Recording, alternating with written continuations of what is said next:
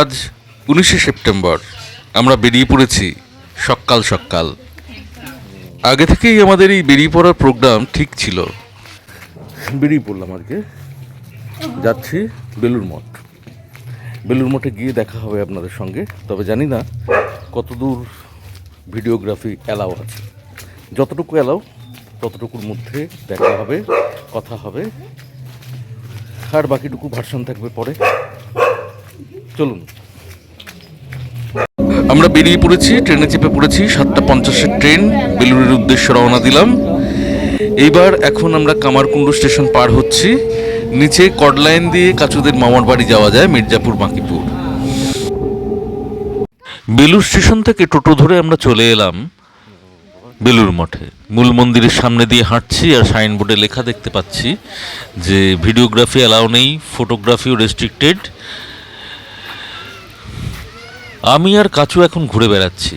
সিংপটাশ আর ওর মাম্মাম বসে আছে মিশনেরই একটি অফিসের সামনে। এই হলো দুর্গা মণ্ডপ, দুর্গাপুজোর আয়োজন চলছে। মূল মন্দির আর দুর্গা মণ্ডপের মাঝখান দিয়ে একটা রাস্তা চলে গেছে, যে রাস্তা দিয়ে প্রসাদের জন্য কুপন কাটতে যেতে হয়। তবে কুপনের জন্য নির্দিষ্ট কোনো মূল্য নেই, আপনি যেটুকু ইচ্ছা সেইটুকু দান করতে পারেন। আমরা দাঁড়িয়েছিলাম এতক্ষণ মা সারদা দেবীর মন্দির আর স্বামী বিবেকানন্দের মন্দিরের সামনে। এখন চলে এসেছি শ্রী শ্রী রামকৃষ্ণদেবের 8জন শিষ্য সন্ন্যাসী, তাদের সমাধিক্ষেত্রের সামনে ঘুরছিলাম। এবার যাচ্ছি প্রসাদ ভবনের উদ্দেশ্যে। গঙ্গার পাশ দিয়ে সুন্দর সুন্দর রাস্তা, সেইখান দিয়ে চলে এলাম প্রসাদ ভবনে। দেখুন কি বিশাল ব্যবস্থা, প্রায় 1000-2 মানুষ একসঙ্গে বসে এখানে খাওয়া দাওয়া করতে পারেন, প্রসাদ খেতে পারেন। আমরা চলে এসেছি। আজও ছিল প্রচুর মানুষের সমাগম। এই একসাথে খেতে বসা আমাদের খুব ভালো লাগে, সেই জন্য এরকম যে কোনো জায়গাতে গেলেই আমরা এটা চেষ্টা করি। আজ এই উদ্দেশ্যে বেলুড়ে আসা যে এখানে প্রসাদ গ্রহণ করব। আর ওই আসছে প্রসাদ নিয়ে একটা টলি, তাতে কাছে খিচুড়ি। এই আমার পাতে পড়ে গেল খিচুড়ি, সমস্ত সবজি দেওয়া, কি সুন্দর। আর ছিল আলুর দম, বিলিতি আমড়ার চাটনি আর পায়েস। এই দেখুন হাত ধোয়ার কলের ব্যবস্থা। এই হলো প্রসাদ ভবনের পাশের দিকে। এইটা প্রসাদ ভবনে এন্ট্রান্স। আমরা খাওয়া দাওয়ার পর টয়লেটে এলাম, এদিকটা টয়লেট আছে। এই হলো এন্ট্রান্স। এখন কাচু আর সিংপটাশ এখানে দাঁড়িয়ে আছে, আমি দাঁড়িয়ে দাঁড়িয়ে ভিডিও করছি। এবার আমরা বেরিয়ে পড়লাম দক্ষিণেশ্বরের উদ্দেশ্যে, কারণ বেলুড় মঠ এখন বন্ধ। এখন বাজে দুপুর 12:15। আমরা এখন চলেছি প্রসাদ খাওয়ার পরে আমরা যাচ্ছি ফেরিঘাটে। ফেরিঘাট দিয়ে বেলুড় মঠ ফেরিঘাট থেকে আমরা দক্ষিণেশ্বরের পথে। চলুন এগোই।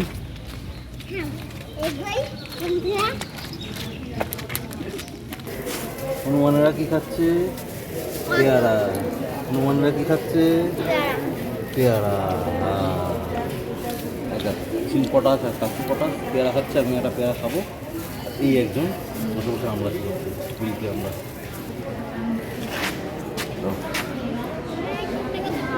গঙ্গা এখন প্রায়শই প্রচণ্ড উত্তাল হয়ে আছে।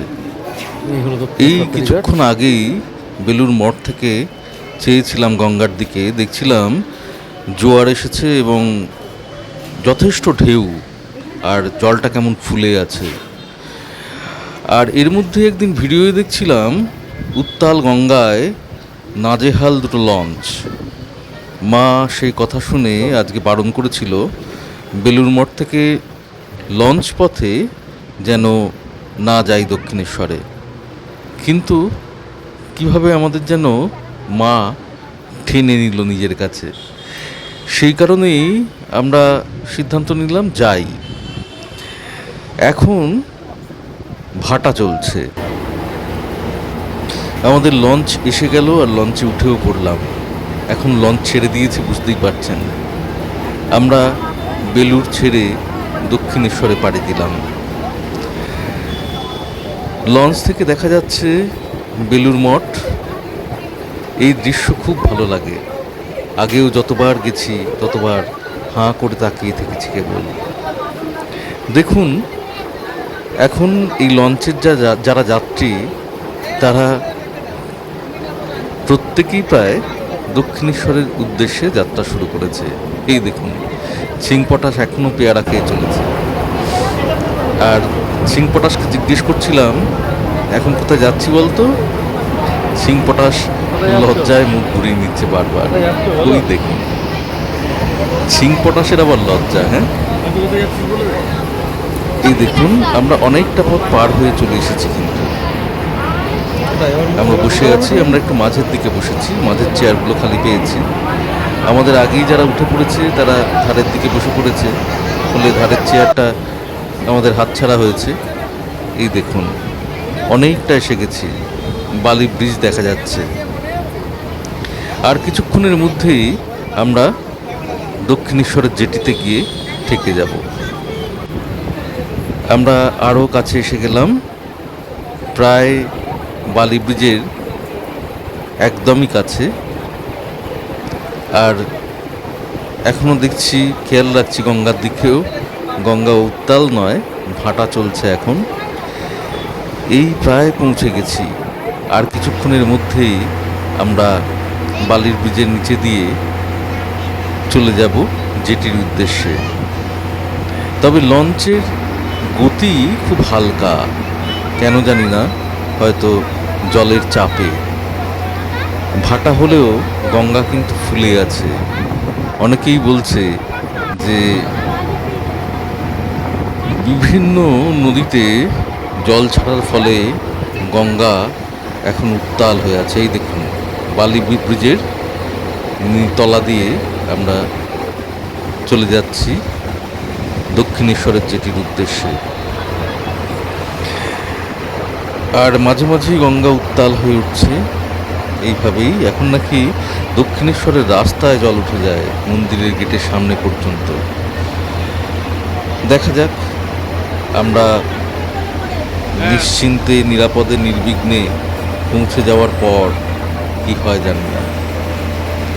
মা যখন ডেকেছেন নিশ্চয়ই আমাদের নিরাপদেই পৌঁছে দেবেন।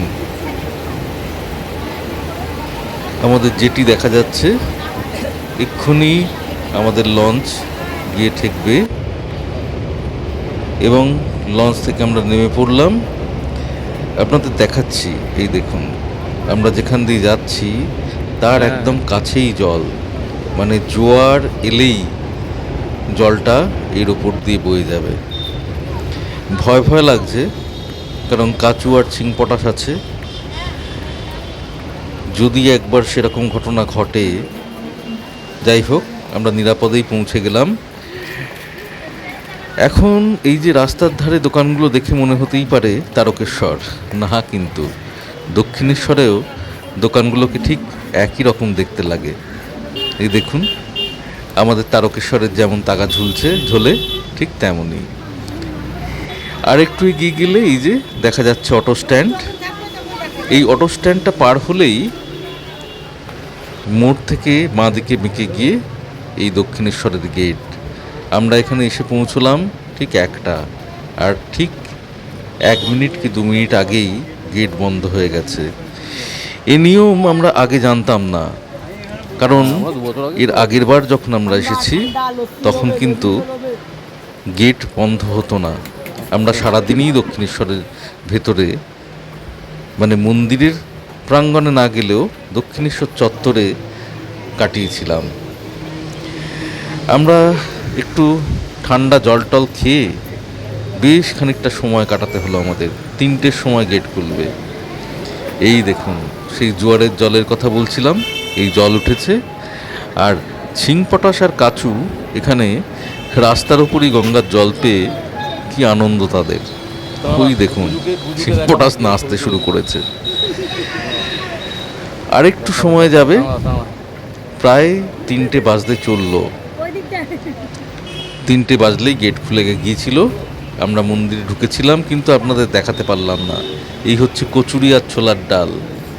দক্ষিণেশ্বরে কোন ছোটোবেলা থেকে এইগুলো খেয়ে তবে বাড়ি ফিরেছি। আজও তাই কাচু আর চিংপটাশকে খাওয়ালাম।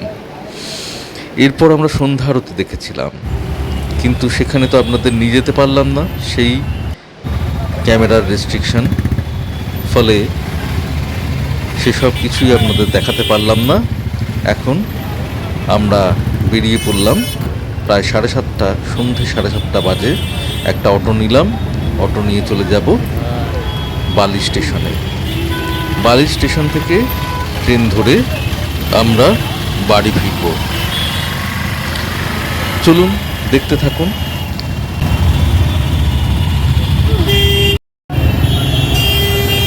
জল কমে গেলে একটু জয়েন করে দেবো। বললাম তো জল কমলেই আমরা উঠে পড়েছি বালি ব্রিজে। বালি ব্রিজ পেরিয়ে তারপর আমাদের অটো আমাদের নিয়ে চলে যাবে স্টেশনের কাছে।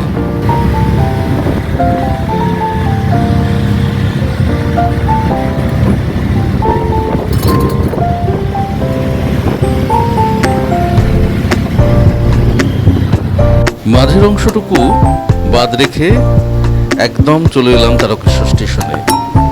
আমরা বিশ্বকর্মা পুজোর দিন তারকেশ্বর স্টেশনের এই ঠাকুর দেখতে আসতে পারিনি, কারণ একটা ভয় ছিল, স্টেশনে উঠলে যদি চেকার ধরে, টিটি ধরলে ফাইন দিতে হবে। কিন্তু আজ ট্রেন থেকে নেমে একদম বিশ্বকর্মার সামনেই নামলাম। কাচুর স্বাদ পূরণ হলো চিংপটাশের আর চিংপটাশের মাম্মামেরও।